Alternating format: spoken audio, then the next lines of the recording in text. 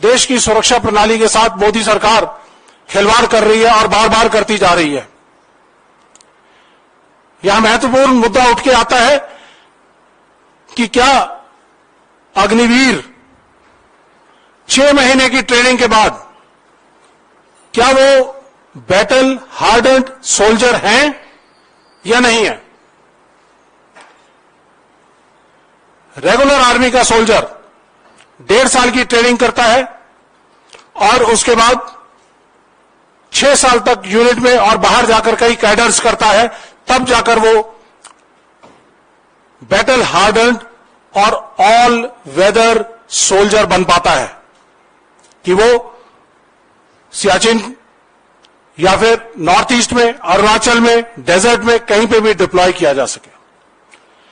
लेकिन 6 महीने की ट्रेनिंग के बाद हम अगर ये उम्मीद रखें कि 17.5 साल की उम्र में भर्ती होने वाला जवान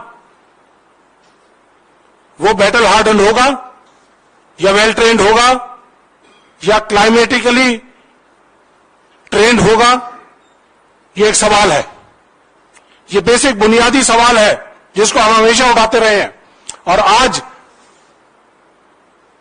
अग्निपथ स्कीम के पहला बैच जून में आया था ट्रेनिंग होकर, और उसके बाद पिछले 15 दिन में आपने जैसे देखा कि 2 अग्निवीर शहीद हो गए। आने वाले समय में क्या होगा, ये हमारा जो डर था वो सार्थक सिद्ध होता दिखाई दे रहा है। हम हमेशा डरते थे कि ये अधबगी स्कीम है, पूरी तरह से ट्रेंड सोल्जर नहीं है। क्या ये वायबल होगा देश की सुरक्षा प्रणाली के लिए?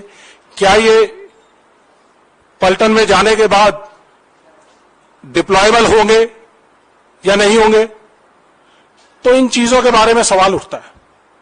हमारे मेडिकल फील्ड के जो सोल्जर, जो एएमसी आर्मी मेडिकल कोर की होती है, उनको 3 महीने की बेसिक ट्रेनिंग दी जाती है, लेकिन उनको सोल्जर नहीं कहा जाता है।